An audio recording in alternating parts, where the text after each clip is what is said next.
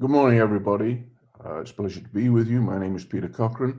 I am right now out in Suffolk in the UK. My background and history has been one of working for British Telecom. I was head of research and then CTO. I left in 2000.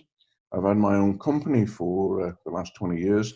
And in my third career, I've now moved into academia. Last year, I was working for Facebook. For the last 8 years, I've been working for the Qatari government. I've worked for the British government and many of the agencies in the United States, United Kingdom, and even in the Southeast Asian region. I have a different kind of take on technology, and throughout my life, I've seen about 20 to 30 years between my thinking being radical to my thinking becoming a product. So my mission this morning is to try and help you think differently and try and give you a different kind of view of the future. I hope you find this interesting, and when we get to the end, we'll have a discussion. There will be a Q&A. Enjoy. I'm going to start this morning with a central assumption, and that is Industry 4.0 is the biggest step toward sustainable societies we've made so far. And in this transformation, I'm going to lay out where the major innovation points are and where the major change points are for a number of industries. So here's the evolution that we've seen over the last 150 years, from steam right through to Industry 4.0, and fictionally, somewhere out there, is Industry 5. And I'm going to detail everything up to Industry 4.0, but on the next step, we're talking about embedded intelligence in materials. That's Industry 5.0. We can see some of how to do it, but we can see just about all of the picture for Industry 4.0. Our history has been quite substantial as a species. We do more and more for less and less year on year, and we're now sustaining nearly 8 billion people on this planet. But let us be clear, there is no going back. We can't turn around, we can't stop without some terrible price. We could not, for example, go back to this past. At the moment, this is our future. This is the printing of materials on a huge scale. This is an A380 wing, and this is the robot that's laying out the carbon fiber.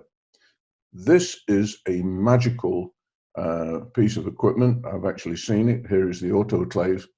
The wing goes in here. It's a complex structure. And right now, some of the A-series aircraft have got as much as 50% of hybrid or composite materials in them. They're getting lighter and more efficient. So this is a basis on the large scale, but that goes right down to the small scale. So just to be absolutely clear, we can't realize a sustainable future by polishing the industries, the techniques, and using the material sciences that we have today.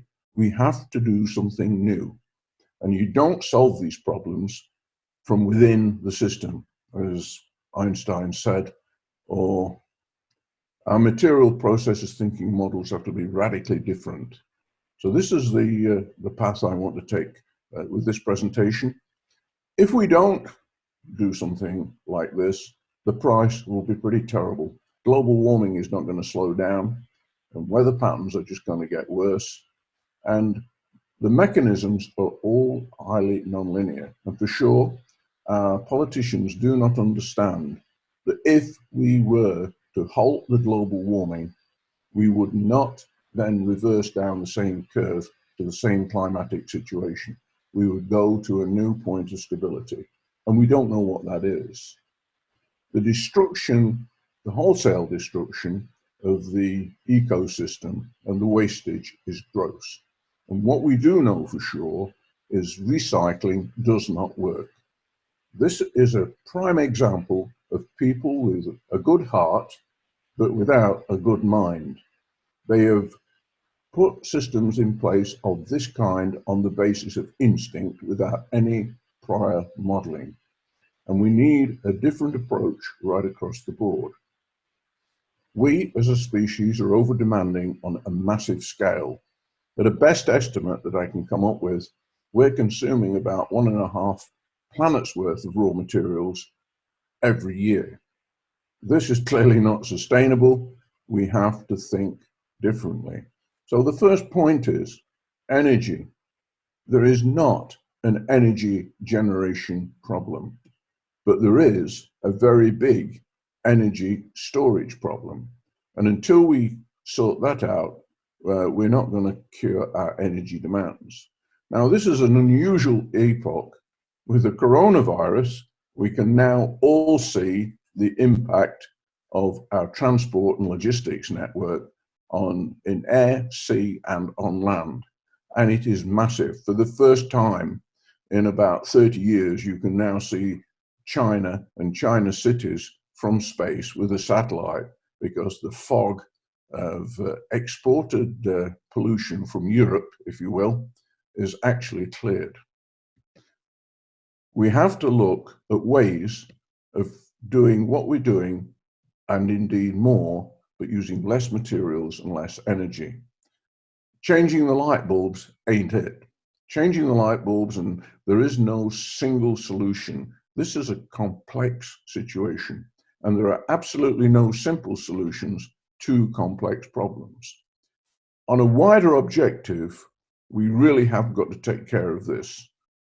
A large proportion of humanity does not have a reasonable life. And we've got to stop producing more and more for the few and start providing sufficient for the many. Globalisation is key there, and it's ironic that the politicians and the powers that be are turning their back on globalisation. But I think that this coronavirus is giving them a wake-up call that no country can stand alone. We do actually need each other. Now, in this process, I do believe we have got all the tools and techniques on the table. We have a vast choice of technologies, some more mature than others, but when you put them all together, you start to see a picture like this. The Industry 4 kernel is AI and robotics combined with biotech and nanotech. And I have to say, if I was entering industry as a graduate student, I'd be looking at this hotspot for my expertise rather than specializing in something like electrical engineering. What people miss is that there is a wrapper around this ecosystem, and it is the Internet of Things. This is the intelligence of the planet. This is the way we're going to orchestrate our activities. So moving on, just a few examples of revolutionary materials.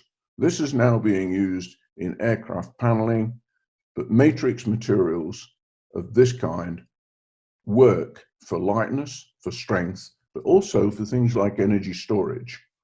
This particular material is about 10 times lighter than normal steel and about 10 times stronger, but best of all, it is resilient. Another feature of this is no single human understands how a jet engine works, or how a wing works, or indeed how an entire aircraft works. It is now embedded in our machines, in our AI systems, and we have to do all of this in partnership with machines. Second demonstration is coatings. This might seem like a trivial demonstration and a little bit of fun, but when you apply this to moving gases and fluids through pipes, we can save vast amounts of energy by reducing the friction. The same is true for things like ships and many industrial processes. Reducing the friction of the surface has a dramatic effect. In going forwards, we're also looking backwards, or suddenly origami is becoming of great interest in the production of new forms of robot.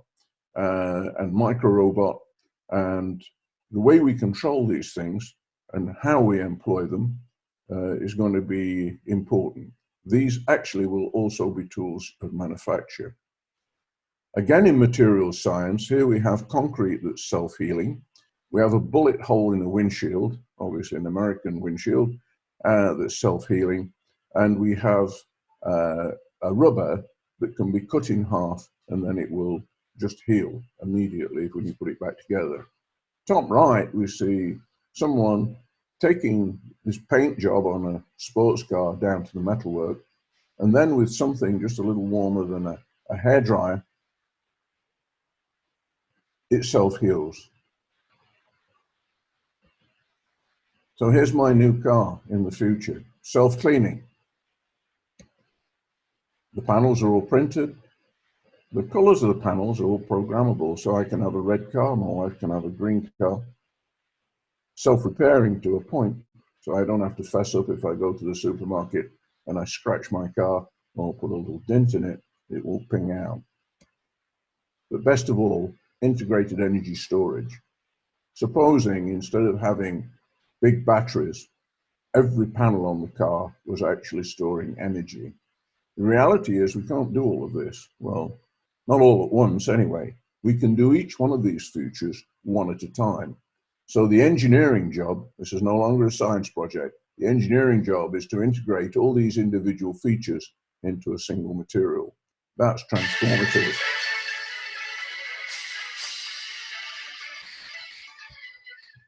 Even today's smallest portable. So when I get my mobile phone, the thickness is dictated by the transducers, and that transducer is made with nanowires, and it's a fraction of a millimeter thick. Here's another revolution in wheel technology. DoD developed this, DARPA, and you can shoot out about 70% of those spokes and it keeps going. The great thing about it is you can print this wheel. Hey, you can print this wheel locally. You no longer have to ship tires and wheels. You ship a complete wheel structure. So in the structure will be embedded sensors, and it will be sensors in the tire and in the suspension and the braking and the generation of energy from the motor when it's in freewheeling, and you will be able to categorize all of this information and use it to optimize the ride of the car or truck for that matter. So first step in going from dumb materials to smart. So here we are. This is the first example of the IoT that I think paints an interesting picture. Every component in the car is tagged right through the manufacturing process. It's connected inside the car, either by fiber or wire or wirelessly to some central component. And for the first time, we have an inkling that actually the vast majority of things on the internet of things will never connect to the internet directly, that is. They will connect perhaps indirectly. And in actual fact, their communication will be over a few meters, a very, very short distance. This is just an insight as to what is coming. So here's the production of the future.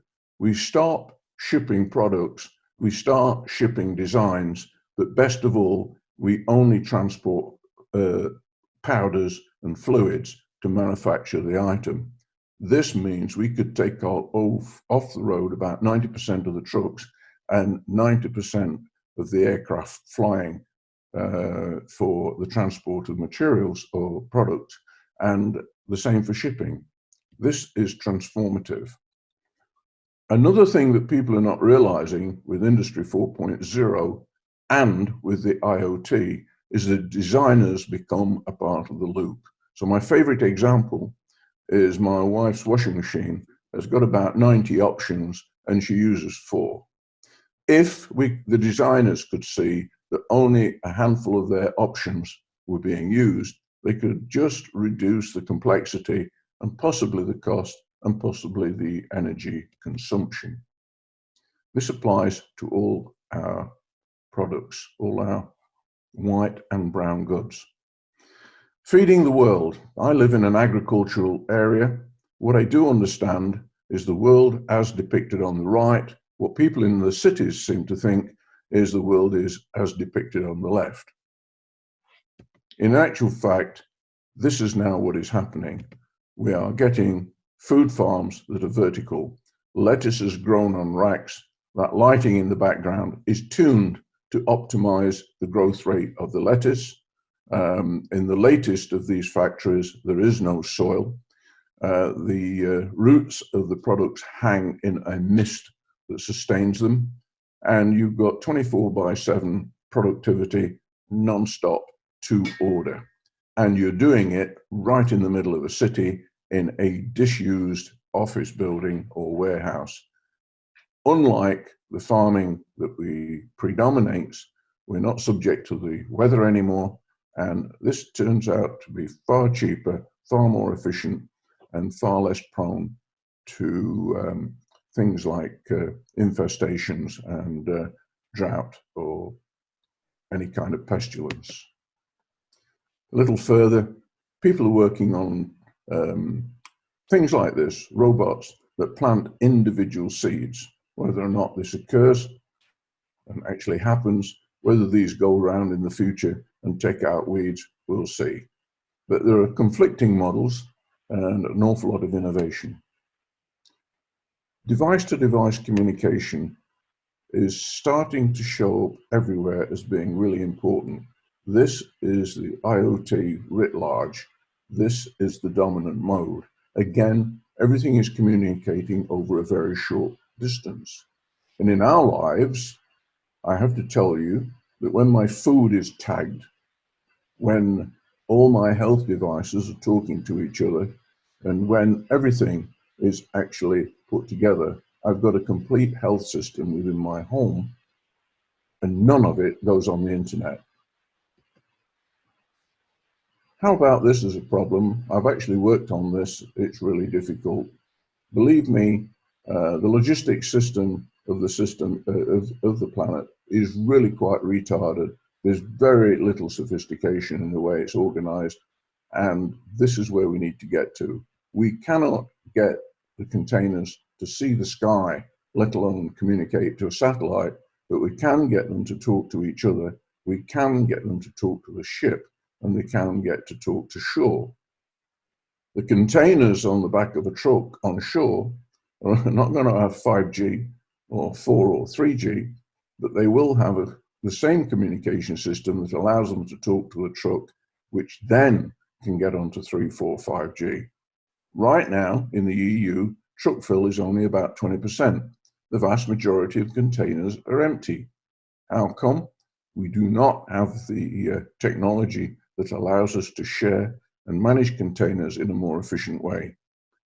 The global estimate of losses is around 2 trillion. This is about number 8 in the world economies, is just our loss in moving product around. This is not good. Any of you that worked on a production line, and I have, will know that every component will have a traveler, i.e. some form of record of who made it, where the materials are from, who machined it, who shipped it, and all the rest. That is now being embedded into chip. That, on every component, is a part of the IoT. So right from raw material extraction, right through to recycling and recovery of the raw materials, products will be tagged. This is how we achieve a full recycling design and recycling control, and hence sustainability. We all get stuck in these from now and again, a traffic jam. And what happens within minutes is the mobile network crashes and you can't make a call and you can't get information. So here's an alternative. How about the cars talking to each other? How about information going down the motorway daisy chain style from one vehicle to another? That is doable and that is being worked on. So when we look at cars today, and very slightly into the future, we see this kind of picture. You buy a top-end car today, it has got more or less all of these features, and the communication paths are numerous, not just 3, 4, 5G, but also Wi-Fi and Bluetooth, but also forward and backward looking radio systems. This is a game changer. Now, when I came into the industry, which is rather a long time ago, this was a network. It was stable, it was well behaved, it was deterministic, and you could design it. Now we've got this. We have something that is totally unreasonable. It's totally dynamic, stochastic, and we have no idea how to actually design the network.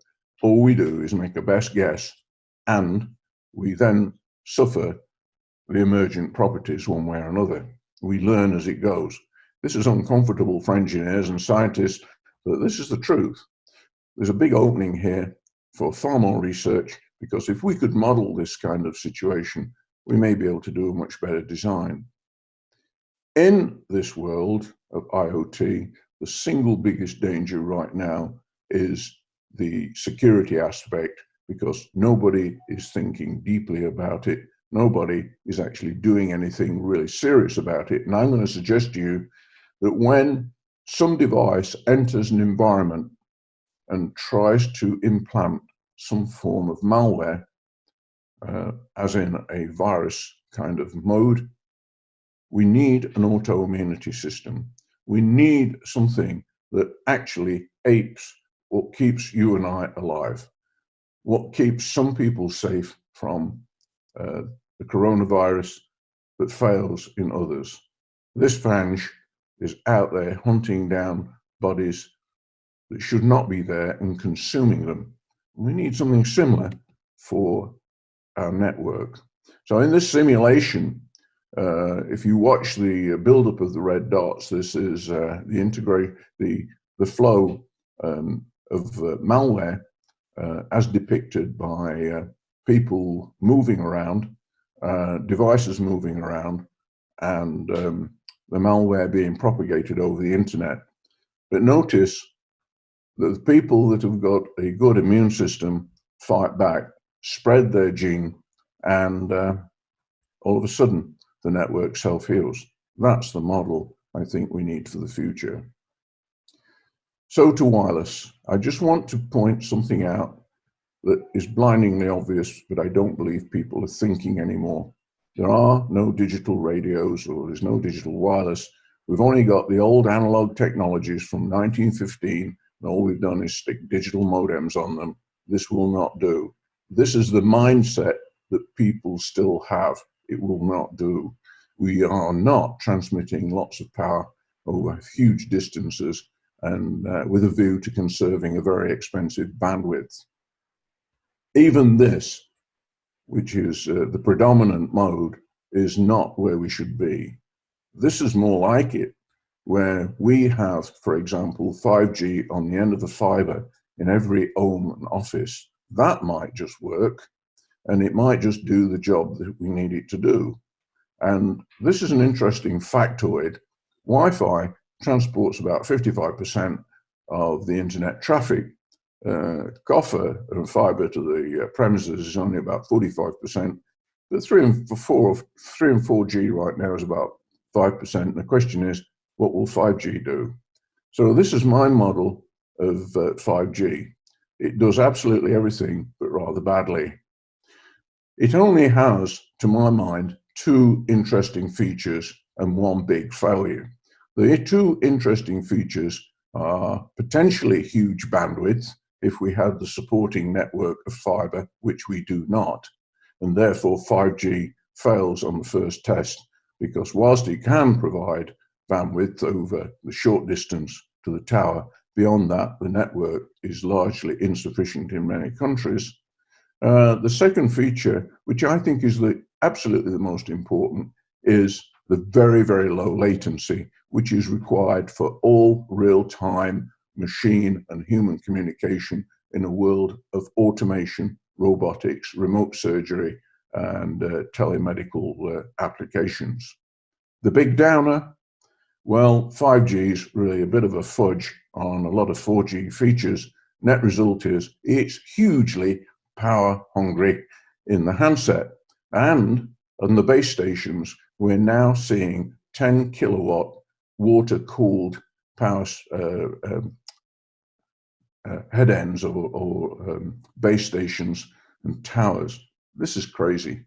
This makes no sense. This is not an ecologically sustainable direction. And I think we need to think again. The world that we are creating and living in is not about long distance, huge power. It's about phenomenal short distance and infinitesimally small amount of power. And I'm talking microwatts. So that's all that's required. And it's not talking about billions of devices. It's talking about trillions. This needs a new approach. You couldn't use 5G for all this stuff because of the energy limitation. There's not enough energy on the planet to power up a 5G network as postulated by those who are trying to sell it. It doesn't make any sense, and we need a new direction. And the new modes are what we're actually addressing. So this is it. Most things will never connect to the internet. It will mainly connect to each other. And this network is evolutionary. It's not just revolutionary. So just segue back for a second. We can't continue on the basis of the mindset that created this stuff. And this chart is actually wrong, as is the UK chart. This gives the illusion of no bandwidth. As far as I can see from tests over 25 years ago in Chicago that I was involved in, the spectrum had a usage of less than 17%. In recent student experiments I'm running now, we're finding that even in the broadcast bands, the actual use of spectrum is less than 20%. And I'm going to suggest to you that this illusory chart is a mind blocker for progress. Most of the spectrum is absolutely empty.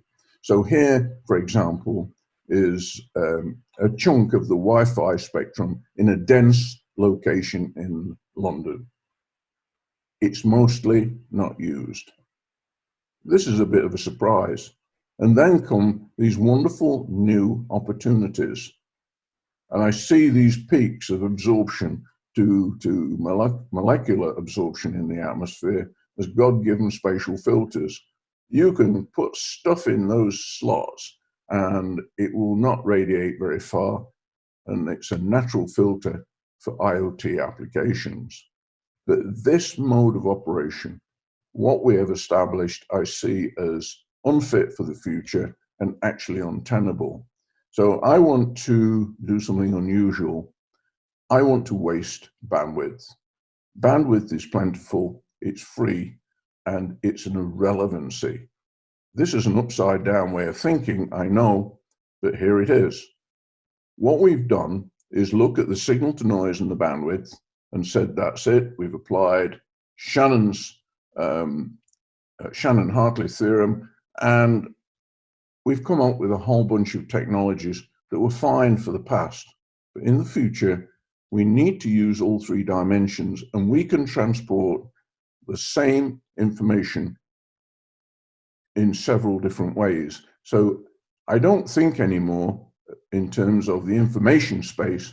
I think in terms volumetrically, the information volume. In the extreme, I can take the signal to way below the noise level, and I can communicate by using tens of gigahertz to shift a few bits. So I'm not interested anymore in the number of bits per hertz. I'm interested in the number of hertz per bit.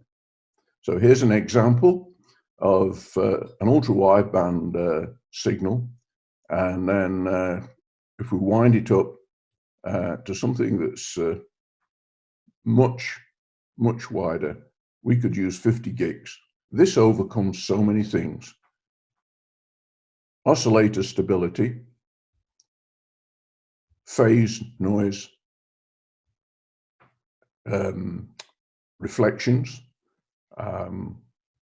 Doppler shift, all of that stuff disappears. It makes our system so much easier. And best of all, we can make our actual signal processing much simpler and much cheaper. Ergo, the whole thing goes on a chip. It can be integrated with memory and processing and other functions. It costs us nothing, but best of all, it costs virtually no energy. There is, however, one big challenge, and here it is. According to theory, antennas should be relatively easy to realize, but in actual fact, there is not, as far as I can see, a single fractal antenna that's actually delivering on the promise. We need to do more research in this area to get antennas that meet a need of huge bandwidth on a very small size. So my proposition is that we leave everything below 30 gigs where it is, but above 30 gigs, we start to do things that are radically different. That's where, to me, the excitement and the challenge really is. There's a final thought for you, just a little provocation here.